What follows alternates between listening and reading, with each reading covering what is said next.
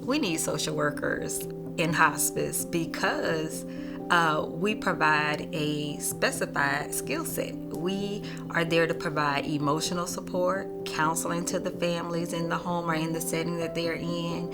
We also provide resources, and most of all, we provide support to the family and the caregivers and the patient. So we are doing a lot of things in the home that maybe other disciplines may not be able to do as well as we can because of our skill set.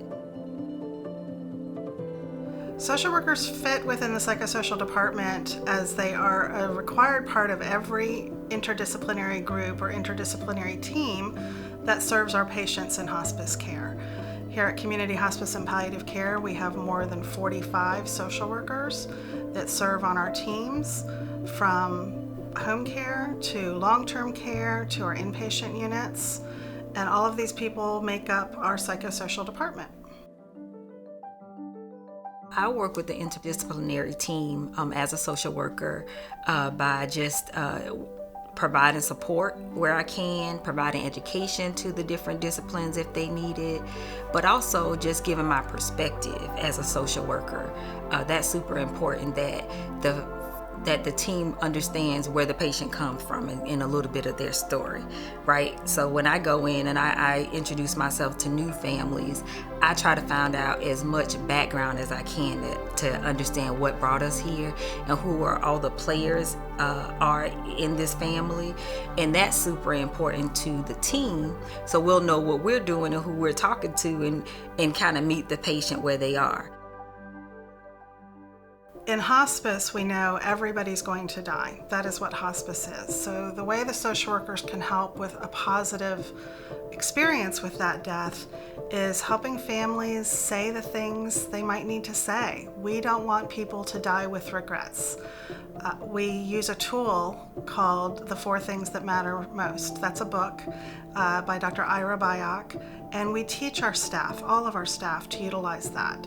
Thank you, I love you, I forgive you, please forgive me. So the social workers can facilitate with patients and families how to make sure there are things that are not left unsaid so that people don't have regrets. We want our patients to be as comfortable as possible in the setting that they desire to be in. And if that's home, we're going to try our best to support and provide as much support as we can for them to remain home, for their primary caregivers to feel supported.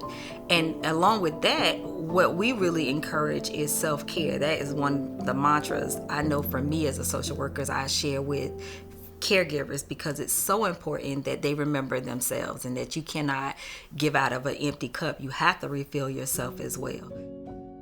Oftentimes we do come across families who are reluctant to engage with a social worker in hospice. Maybe that's because of their perceptions or prior experiences with social workers in other industries or other agencies. In hospice care, the social worker is here to work with the patients and the families, meet their goals, meet them where they are, and work on their plan and their agenda, not ours. So I would encourage families and patients to get to know the social worker that is assigned to you. Let that person know what your needs are, what your fears are, what you're nervous or anxious about, and allow them to help you with education, support, and additional resources that can help address those things for you.